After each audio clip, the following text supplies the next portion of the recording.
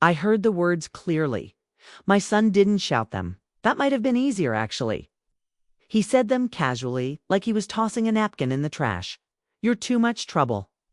Then he stood and walked away. I was still sitting there, with a half-eaten bowl of soup and my cardigan pulled around my shoulders like a child. It was a Wednesday afternoon, and I remember the sound of the lawnmower outside more than the rest of what he said. The ordinary sounds kept going, even though I felt something crack clean in half inside me. I didn't cry, not then. I looked down at the spoon resting on the table, its handle still warm from my hand. The soup had gone cold. I waited a few more minutes, hoping maybe he'd return, maybe he'd soften, but I knew better. I've known better for a long time, if I'm being honest. I just hadn't let myself believe it fully until then. My knees protested as I stood. I folded my napkin, took my plate to the sink like I always did. I even rinsed. That's the thing about old habits. They survive long after the love that made them. I walked slowly to the guest room. My room, technically, but no one ever called it that. It was the guest room, even though I'd lived in that house for 7 months. 7 months since my hip surgery. 7 months since I sold my own little place to help them pay off their mortgage and moved into the small corner room that used to be the home office. I stood there with the door half closed, listening to the sound of their voices in the kitchen. My daughter-in-law was laughing. I think she'd forgotten I was still home. Or maybe she hadn't. That's what stung the most. Really, the absence of shame in how they treated me. As if my presence was the inconvenience, not the years I gave, the meals I cooked, the nights I stayed up holding a feverish child so they could sleep. I sat down on the edge of the bed and stared at the dresser. Most of my things were still packed. Never really unpacked them. I kept thinking I'd leave eventually. I just didn't think it would be so quiet. No big fight, no slam door. It's just a sentence tossed at me like trash. "You're too much trouble." That night, I didn't sleep much. I kept thinking of the word trouble. I'd spent most of my life avoiding it. Being agreeable, predictable, useful. I cleaned messes I didn't make, paid bills that weren't mine, bit my tongue when I should have screamed. And here I was, a woman in her 70s, being told I was finally the problem. Not the one fixing it, the one causing it. I waited until Friday morning. They were both at work. The house was still. I opened the suitcase I kept half-zipped in the closet, folded what little I had left the floral scarf on the chair by mistake. I walked to the drawer where I kept the important things, the paperwork, deed copies, receipts, bank statements I'd printed from their computer when I realized how much of my money had gone into that house, not theirs. Mine, quiet little deposits over time, always with a thank you, always with a promise. It in my name. I took the file with me. No one saw me leave. I locked the door behind me like a ghost. Carried my suitcase down the walkway, past the hydrangeas I had planted with my own hands. They were blooming. They didn't miss me. The cab driver didn't ask questions. I told him to drop me off at a small roadside motel 2 towns away. I remembered the place from years ago. It used to be a stopover for traveling nurses. Cheap, clean, anonymous. That evening, I sat on the edge of the bed, same posture, different room. I listened to the hum of the mini-fridge. The light above the mirror flickered a little, but I didn't mind. I placed the file on the nightstand. Then, I sat there in silence, letting the word trouble dissolve in my mouth like salt. No one called that night. Or the next day. I think they thought I'd gone to stay with a friend. I didn't have many left. I'd given all my time to them, my family. I've disappeared so gradually over the years. I wasn't sure anyone outside those walls even remembered me. But I remembered me. That was the beginning. The motel clerk gave me a coffee on Sunday morning. He asked if I was passing through. I said maybe. He didn't press. I liked that about him. I took out the file again, looked over the deposits. Traced the pattern of quiet. Theft. Signed checks in my name used by others. Didn't feel angry. Not yet. Just. Wake. I left them everything. And still, they acted like I was the burden. The interruption. The ghost in their home. I didn't know what I would do next, but I knew I wouldn't go back. Not this time. He wasn't always like that. Or maybe he was, and I just didn't want to see it. James was my only child. I carried him through a bitter winter in a house that had more cracks than walls. His father left before the second trimester. Said he wasn't ready to be a parent. Said I was too emotional. I remember sitting on the kitchen floor after he left, holding a coffee mug that wasn't mine anymore, feeling like even the walls were leaning away from me. But I stayed. I had a baby to grow. James came into the world screaming. I remember the nurse telling me he had lungs like a lion. I told her he'd need them. I held him close, nose to his damp forehead, whispering promises I had no idea how to keep. We would be enough. Just the two of us. And for a while we were. I worked night shifts at the diner, kept him in a baby carrier while I washed dishes, wrapped him in a coat 3 sizes too big when I walked to the corner store. I missed things, birthdays, school, plays, moments. But I was there in the only way I could be. Present in sacrifice. He grew fast, always asking questions, always wanting more. He had a streak of wanting to be the best in the room. Not just good, better. I told him he didn't need to be better than anyone. He just needed to be kind. But even as a boy, kindness didn't interest him much. He liked being admired. When he turned 11, I gave him my mother's watch. It wasn't worth much, but I told him it had survived more than most people. He wore it until he got a newer one. I never saw the old one again. He said he must have lost it. I pretended I believed him. There were signs, even back then. He didn't like weakness. He didn't like being around pain. When I had pneumonia, he stayed at a friend's house. Said it made him uncomfortable to see me like that. I understood, or told myself I did. In college, he found success quickly. Married young, she was sharp, beautiful, and always watching. I think she knew who I was before I did the invisible woman who'd pay for dinner and disappear into the background. She never said it out loud, but I could feel it in the small things. The way she'd correct me gently in front of guests. The way she'd refer to my room as temporary even after I'd sold my place and handed her the check. But James, he let her. That's what hurt the most. Not her disdain, his permission.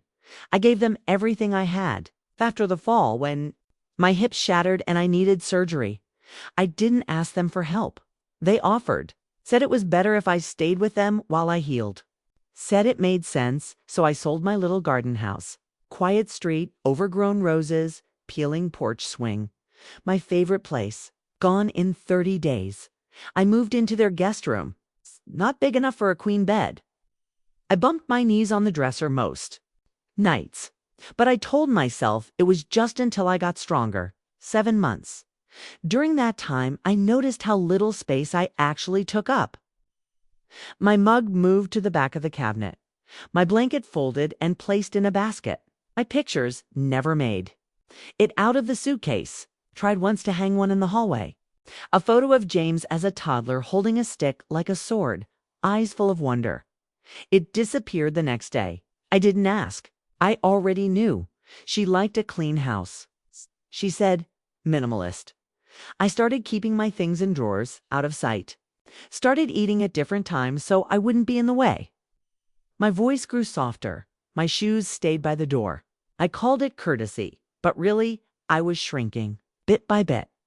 Sometimes I'd wake up in the middle of the night, the silence, loud around me, and wonder how I'd become a guest in the life I helped build. I remembered James's first fever. How I sat beside him, counting the seconds between his breaths. I remembered how he used to cry when I left for work, his tiny hands reaching for me through the window, and now it wasn't even worth a second chair at dinner some nights. There were hints. Times when she'd sigh as I passed her in the hallway. When he'd check his phone while I spoke. When decisions were made without my knowing. I overheard them once talking about converting the guest room into an office again. He said she needed the space. She said I could probably manage on my own soon.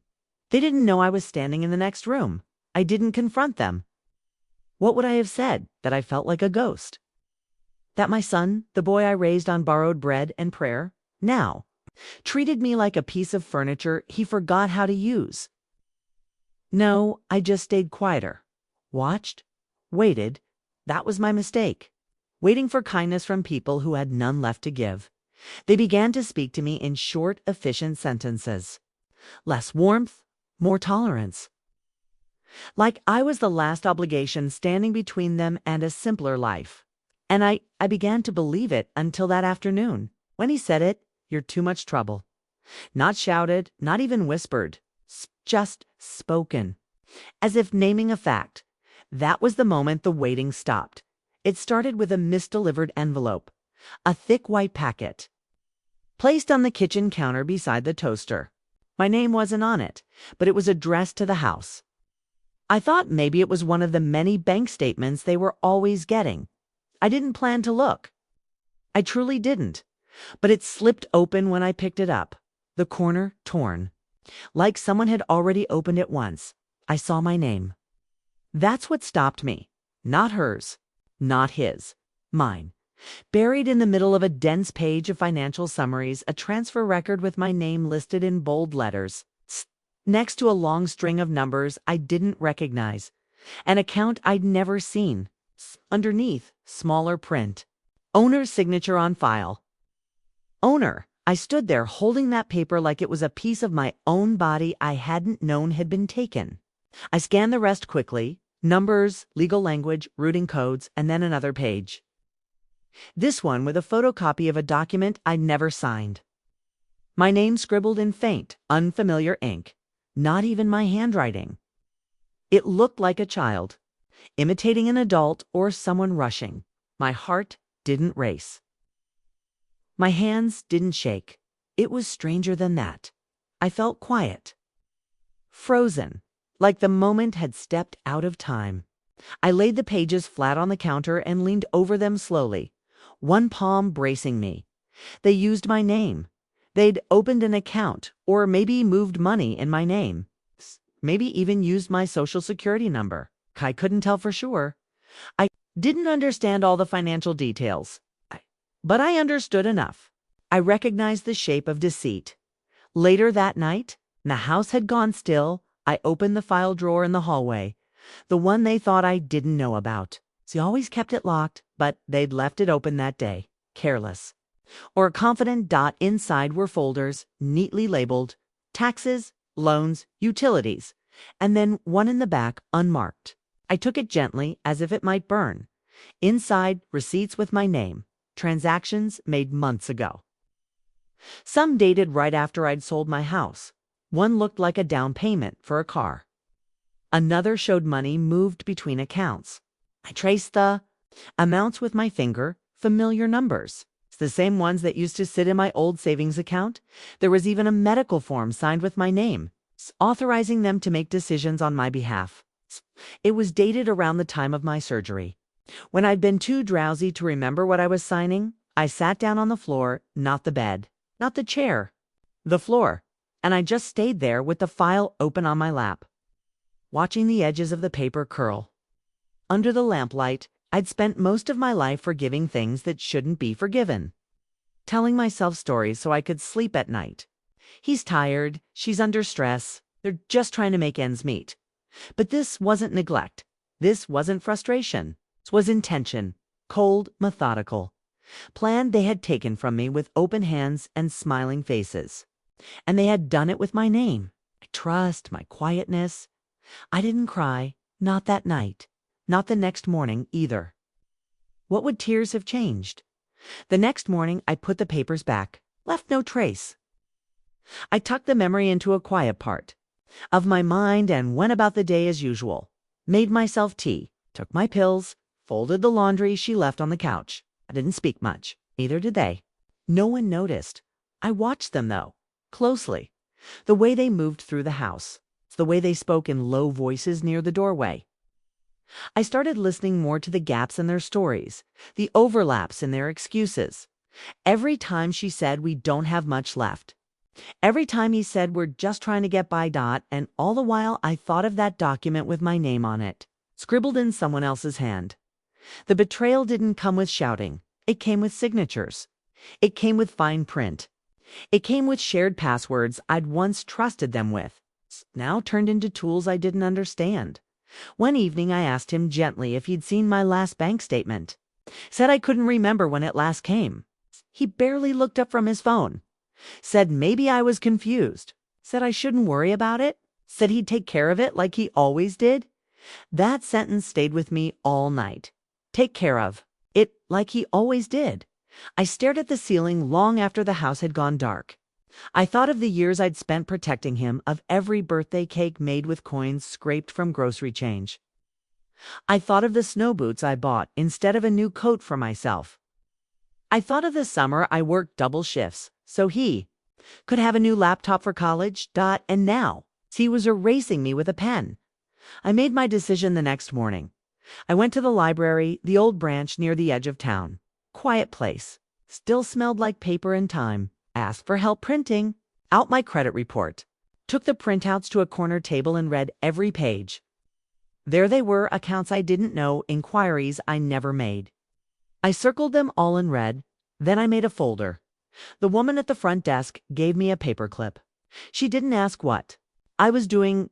I liked her for that evening. I returned home. Didn't say a word. Ate my dinner. Folded the napkin. Sat in my chair and smiled while they talked about some renovation idea for the kitchen.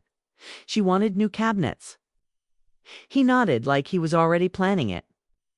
I watched their faces like I was watching strangers on a stage. That night, I slid the file beneath my pillow. I slept deeply, for the first time in months, not because it didn't hurt, but because now I had proof. Something shifted in me that week. It wasn't dramatic. It didn't roar. It uncurled, slow and soft, like an ache you finally decide to feel all the way. I moved differently. Not in body, my hips still made me slow, but in attention. Started paying close notice to the small things. What time they left, what documents were left out, which keys hung on which hooks, where she kept her passwords written down, a tiny blue notebook tucked between, to cookbooks she never used. I didn't feel like a mother anymore, not in that house. I felt like a shadow that knew too much. A woman whose love had been weaponized. Into silence, the file I made grew thicker. Every morning while they worked, I copied. Bank forms, emails, even one strange text I found open on his laptop. It was short. It's just a message to someone named Derek. She won't be here much longer. We'll finalize after. That one took the air out of me. Not a trace of guilt in those words.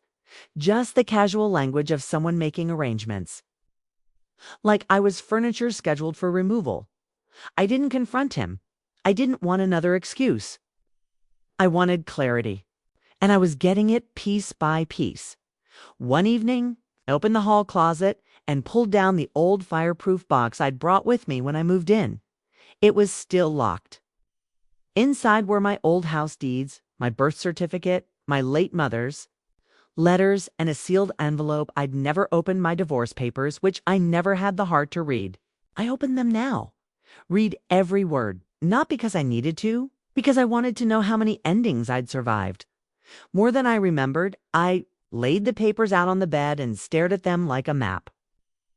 A map of all the places I'd been invisible. They thought I was still weak, still recovering. But I had gotten stronger, quietly, day by day. In that tiny guest room that smelled like lemon polish and distant memory, I was stitching myself back together. Not with confrontation. Not with revenge, just with the truth. I began practicing silence differently. Before, it had been the silence of fear, of wanting to stay small, avoid conflict, remain needed. But now it was the silence of clarity, of watching, choosing, preparing. The only thing I wasn't sure of was when. When to go. Where to go. That answer came from the radio. One afternoon, I turned it on for noise. A voice came through talking about elder fraud and guardianship abuse. I stood still, listened closely. The host listed red flags: unauthorized financial accounts, forged medical documents, emotional isolation. I ticked each one off in my mind. Then she said something that made my whole body still. If you feel something's being done to you in secret, you're probably right. I sat down on the edge of the bed and closed my eyes. I was right. They weren't just tired. They weren't just careless. They were planning something. Maybe not tomorrow. Maybe not next week. But they were preparing to be rid of me officially, financially, legally, emotionally. They already had. The next day, I went to the bank. I wore a scarf and my old raincoat, the one with the deep pockets. The clerk smiled at me politely. I smiled back with a kind of stillness I hadn't worn before.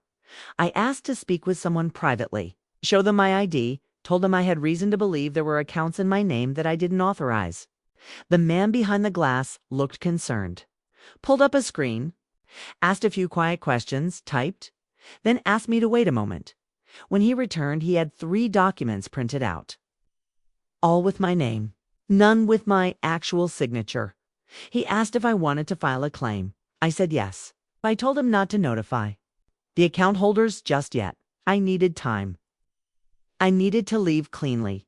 He nodded, printed an affidavit. I signed it with a pen that didn't shake. I left the bank with the papers folded in my purse and my shoulders a little straighter. That night, back in my room, I pulled out the small spiral-bound notebook I'd kept from years ago. A grocery log, originally.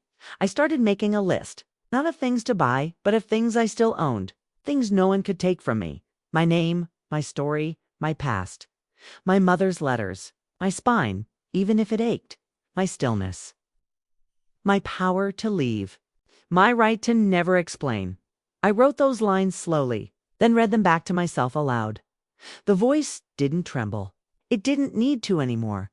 I packed 2 bags that week, quietly. Just a few pieces of clothing, my documents, the folder, the notebook, my late husband's old watch.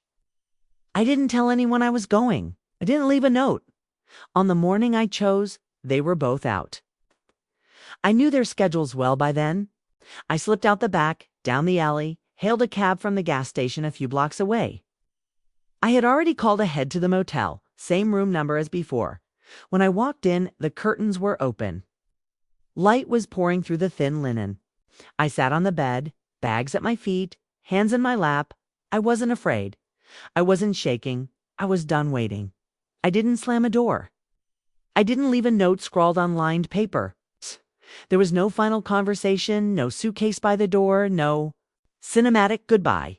That's not how real life works. Sometimes the most permanent exits happen in silence. I left with everything that mattered zipped inside to canvas bags. Clothes, documents, the worn envelope of my past. My name, that was the most important thing I carried. My name reclaimed. The motel room was small but clean. The curtains fluttered when I opened the window. It smelled of bleach and wood polish, and the bedspread had little blue diamonds stitched into the edges. I sat on the edge of that bed with my hands folded and listened to the stillness. I turned off my phone, not just silenced off battery. I'd bought a small flip phone with cash the week before. No apps, no logins, no trace. The number was written down only once in my spiral notebook, next to a line that read, "You start again now." From that room, I made quiet calls. I filed a formal fraud claim, opened my own bank account, transferred what I could. Not everything, not yet, but enough to begin. I used their own documents, their own signatures, as the leverage. Quiet, irrefutable proof. Not for revenge. For protection. I called a legal aid clinic next. Told them my story in short, clean sentences. The woman on the line didn't interrupt once. When I was done, she exhaled a kind of long, sad breath. Said I wasn't the first. Said she could help. The next morning, I visited the county records office. Small building, fluorescent lights. I waited in line behind a man arguing about parking tickets. When it was my turn, I requested a copy of the deed they'd transferred. The house. My house. Once the woman behind the counter printed it off, handed it over without fanfare. There it was, my name scratched out. Hers and his, written in its place, and no signature from me. Not a legal one anyway. I folded it gently and placed it in the file. At night, I sat by the window and watched cars pull in and out of the motel parking lot. Couples, truckers, lonely travelers, people just passing through. No one looked twice at me. No one asked why I was there. I liked that. The freedom of not being seen through someone else's story. A week passed. I didn't call them, didn't check their social media. I let the silence stretch long and wide like a blanket across the sky. I imagined them coming home, finding the room empty, no suitcase, no note, no trail. I imagine he said something like she probably went to Aunt May's. Or maybe he just shrugged. Maybe she rolled her eyes and said good. But eventually that silence must have turned, curved into discomfort, then worry, then panic, because the texts started coming. First one, then 3. Then 10. Are you okay? Where are you? Please answer. We're worried what happened, but I wasn't answering anymore. I wasn't required to. That obligation, the one I wore like a second skin, had been shed. I listened to the voicemail once, just once. His voice soft and rushed. Mom, we didn't mean to upset you, okay? You could just call me back? Please, just call back. I stared at the phone in my hand, thought of the sentence he'd spoken without hesitation. You're too much trouble. Thought of how easy it had been for him to forget everything I gave, everything I carried, everything I signed over. And now I was trouble again, only because I was missing. I erased the message. I spent my mornings walking. Quiet streets. Cheap. Coffee from the diner across the road. I wore old sneakers and kept my hair pulled back. I didn't feel like someone rebuilding her life. I just felt still. And that stillness held power. One afternoon, I visited a small notary office tucked between a laundromat and a locksmith, brought my file, asked for a witness signature, filed 2 affidavits, one to dispute the unauthorized property transfer, one to freeze the joint account they'd made using my identity. The woman notarizing didn't ask for details. Looked me in the eye as she slid the papers back across the desk. Her fingers touched mine for a moment. There was no sympathy in it. Just acknowledgement. And that was enough. I mailed the documents the next morning, certified, tracked, final. I didn't feel triumphant. There was no music in my mind, no sweet revenge thrill, just a quiet certainty. Like leveling a picture on the wall after it's hung crooked for too long. That evening, I sat on the motel bed, cross-legged with my notebook in front of me. I made another list, not things lost, things saved. My name, my history, my right to say no, my peace, my memory, my own voice. I lit a small candle from the dollar store, watched it flicker on the edge of the sink. And for the first time in years, I said my full name aloud. No one heard it. But I did. I whispered it like a promise. I'm not lost. I'm not gone. I'm not erased. I'm just elsewhere now. The unraveling didn't happen all at once. It began with small ripples. A voicemail left at 3 a.m. that I never answered. It's a call from a number I didn't recognize. Then another. Then a message that came in all caps. Where are you? This isn't funny. Call us now. I didn't. I watched it all from a distance. Not physically. I didn't spy or drive by or send letters. But silence can be a mirror. It reflects everything back to those who once controlled the noise. The first ripple came through. My new bank account, a transaction reversed, a hold placed. The fraud claim had reached them. I imagined the moment he got the notice. Her opening the mail and going still. The panic that must have filled the room, not because they missed me, but because they could no longer predict me. That was always their safety net, that I was predictable, that I would forgive, forget, fall back in line. I was no longer in line. The next wave came on a Tuesday. I knew it was serious when he called 6 times in a row. I didn't answer any of them. But I did let them go to voicemail. It was her voice this time. She sounded breathless. Not angry, not even apologetic, just afraid. There's some sort of mix-up. We need to talk, please. We're trying to fix this. She used the word we like a shield. I deleted the message. They sent an email next. Long, rambling, drenched in excuses. He wrote it. I recognized the tone. Soft on the surface, but every sentence was a hook. You didn't understand what we were trying to do. We thought it would be easier this way. We were under pressure. You signed, remember? We only meant to protect why. Read it once. Then read it again more slowly, noting every passive phrase, every blame-dodging trick. Not once did he say, I'm sorry. Not once did she say, we were wrong. They didn't want to be forgiven. They wanted to be reinstated, but I wasn't a program to reboot. I was a woman who had finally disconnected. I didn't respond. A few days later, the silence flipped on them. That's how silence works. At first, it's something you control. But the longer it stays, the more it owns you. They began posting on social media, vague at first. A quote about family being everything. A filtered picture of a dinner table with an empty seat. Comments rolled in. Miss you, Mom, where's she gone? Hope everything's okay, saw it all. It's through an anonymous account I made weeks earlier. No profile photo, no followers. It's just eyes. She posted next, a blurry photo of me from last Christmas. I was standing by the fireplace, holding a plate of cookies. Caption, some people forget. How much you've done until you're gone. That one almost made me laugh. Almost, because forgetting wasn't the problem. They remembered what I'd done. They just never thought it mattered. Till now. Now that the faucet was off, the free ride ended. The shadow finally stepped into light. Friends began to whisper. A neighbor I hadn't spoken to in months left a voicemail on my motel phone. Said they'd seen my son outside, pacing on the porch, talking loudly on the phone. Sounded frantic. Said something about documents, about the house being frozen, about legal action. I didn't answer that call either. Appreciated the message.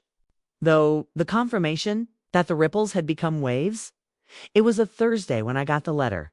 Typed formal legal letterhead. An offer to settle. They wanted to avoid a dispute. Wanted to propose a compromise.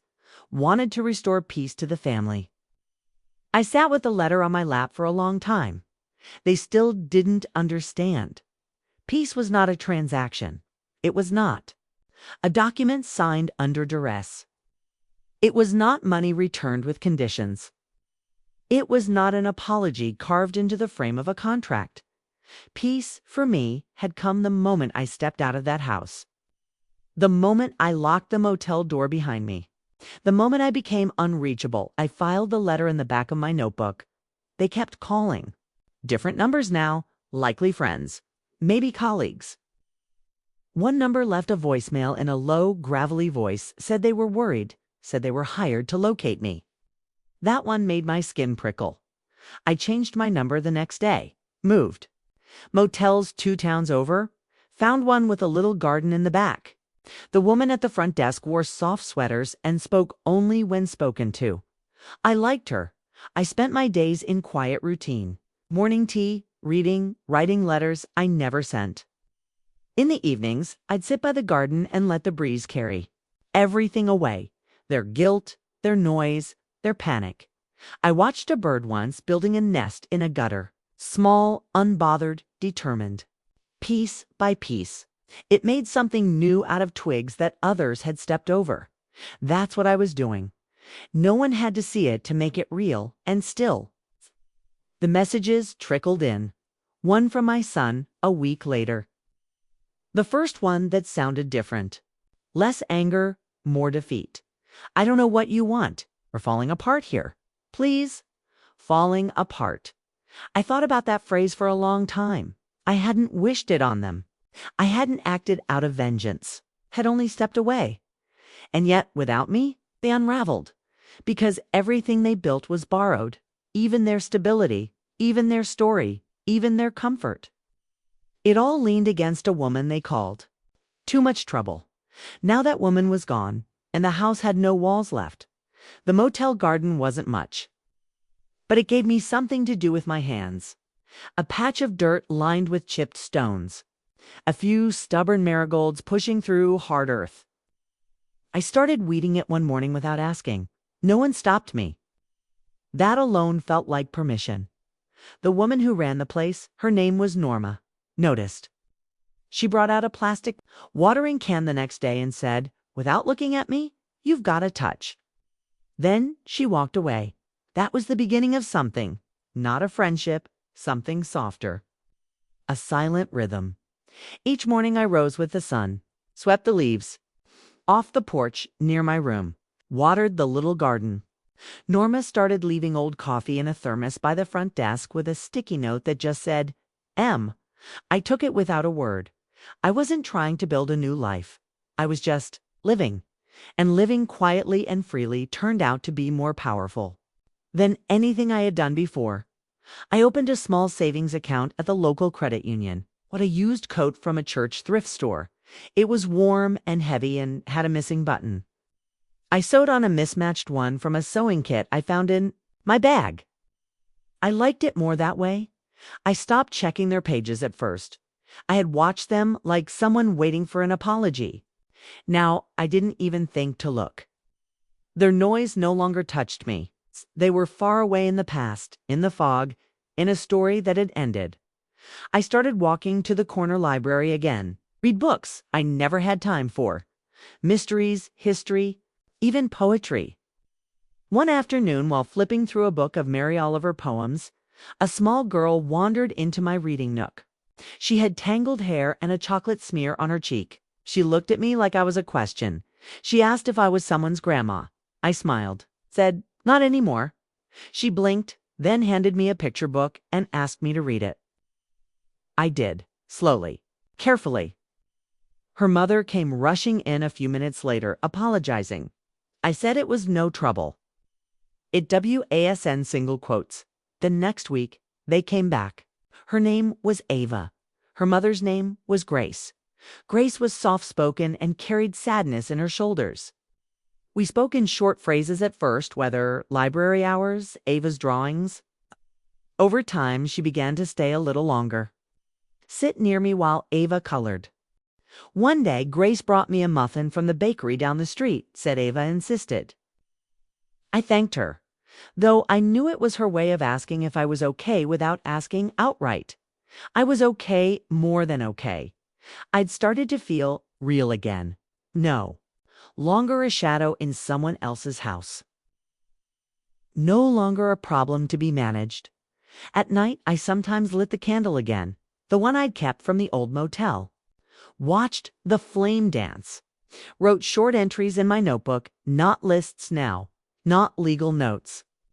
Just thoughts. Today I planted marigolds. Ava smiled without reason. I wore a red scarf and didn't feel invisible in its simple truths. Mine alone, one morning. I found a letter slipped under my door.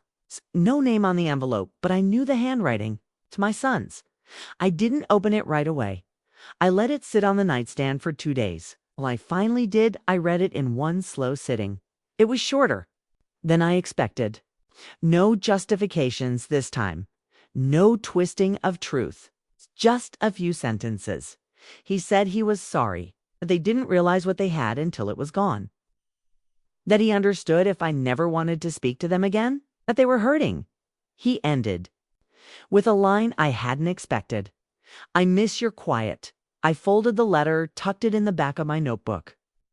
Not because I forgave him, not because I'd go back, but because something in me understood the weight of that sentence. He missed the quiet he used to take for granted. The still presence he'd erased, the space I used to fill. But now that quiet belonged to me. It was mine to give. Or not. I chose not. I didn't write back. Instead, I walked to the garden, dug a small hole with my bare hands and planted a new flower.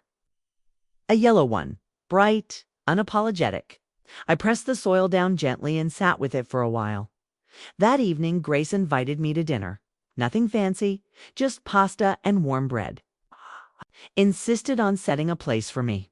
called me Miss M, and told me I had the same laugh as her favorite cartoon, which I took that as a compliment. We talked. Not about the past, not about what I'd lost. It's just about soup recipes and childhood stories, and how quiet the evenings had become now that fall was near. When I left, Grace hugged me, not tightly, just enough to be felt. That night I slept without dreams. I woke to birdsong and light spilling through the curtains. Sat on the bed and listened. The motel hum, the rustle of trees, a dog barking far off. No raised voices. No accusations. No silence used as punishment. Just peace. The kind that comes not from being loved again, but from loving yourself enough to stay gone. It happened in the way old stories sometimes circle back, not with a warning, not with a storm, but with a knock. Soft, hesitant. Mid-morning, I was standing by the window, folding a scarf.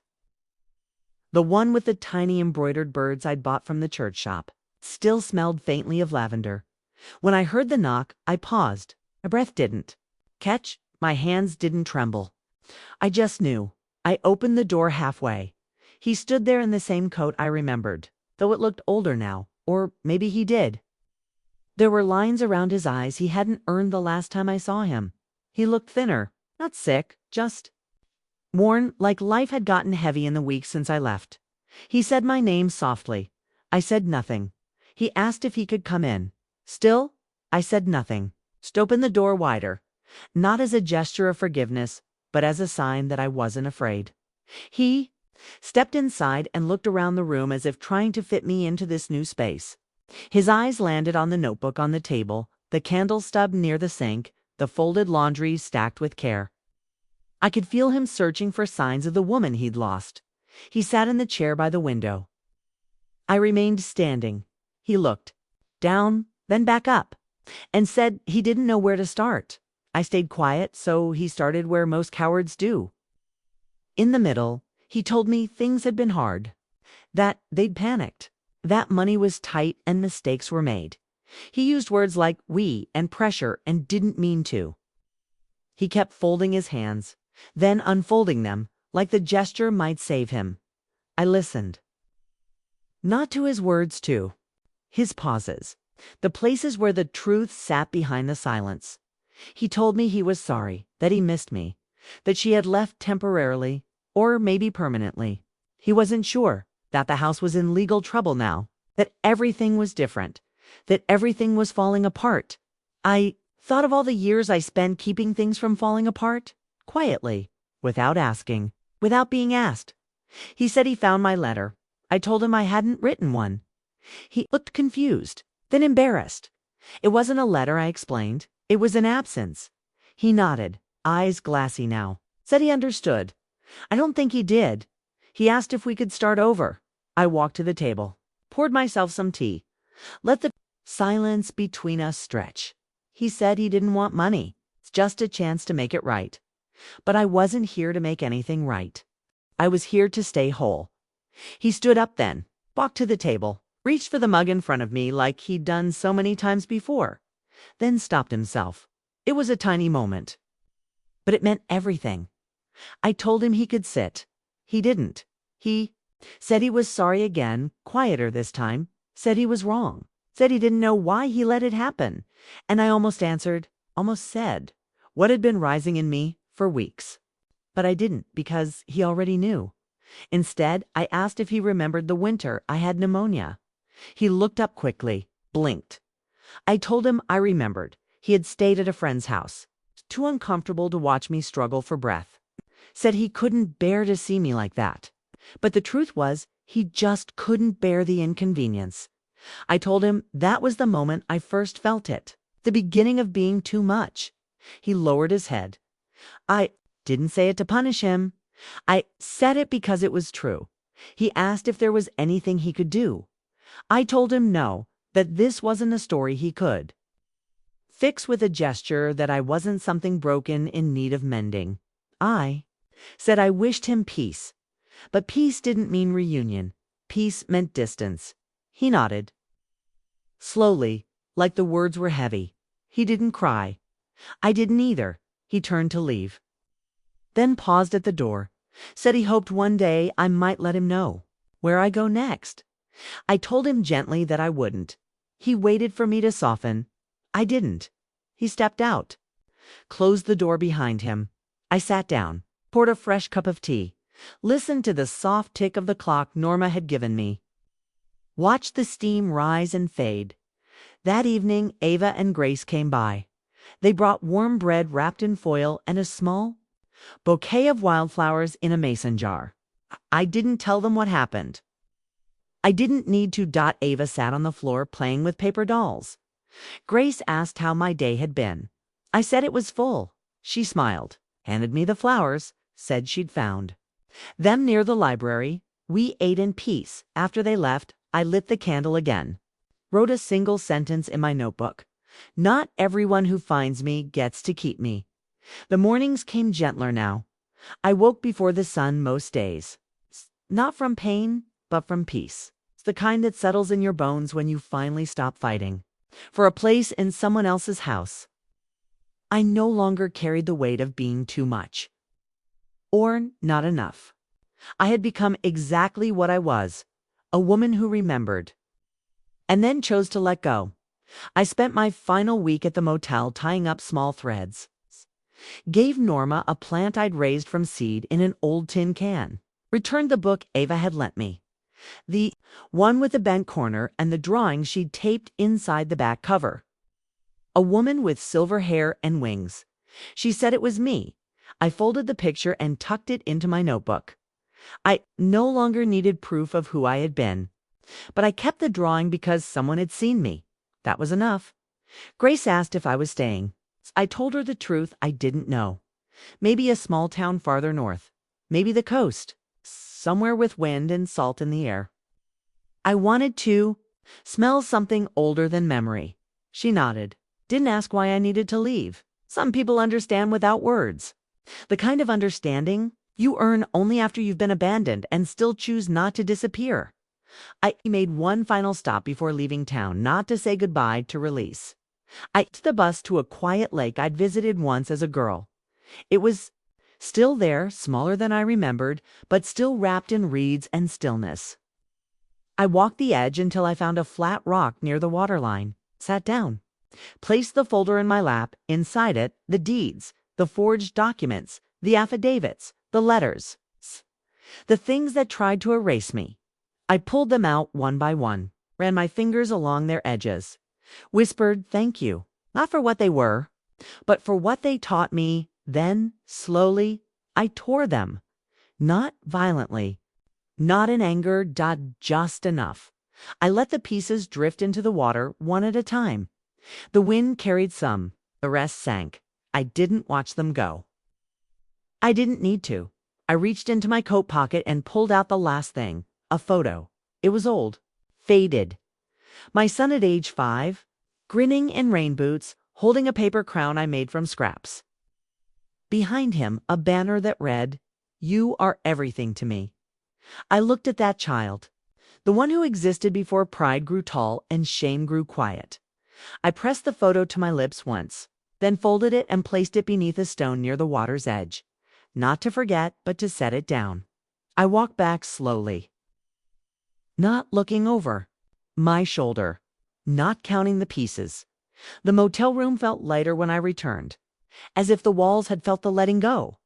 I packed my bags in silence, folded my scarf, slipped the notebook inside the front pocket, left the candle behind, its wick burned to the base. Some things were meant to stay where they were. Before I locked the door, I wrote one sentence on the motel's notepad and left it on the desk. Thank you for the quiet. Then I stepped out into the soft, gray morning. The air smelled like earth and rain. I took the long way to the bus stop. Past the church, past the diner, past the garden where I'd planted those stubborn marigolds. They were blooming now, small, bright, defiant. No one had watered them in days, and still they rose. I sat on the bench and waited. Watched the world move. No one came running. No one called my name. No one begged me to stay, and I didn't ache for it. I didn't need to be claimed anymore. I had learned something sacred in my silence, that leaving is not always escape. Sometimes it is arrival. Rival into your own life. Finally, NCHR when. The bus pulled up, I climbed on slowly, chose the window seat, pressed my hand to the cold glass as the town blurred behind me. I closed my eyes and breathed. Not deeply. Just enough. Enough to say, I survived. I endured. I left. But more than that, I returned not to them to me and this time I decide who gets to call me anything else. The end.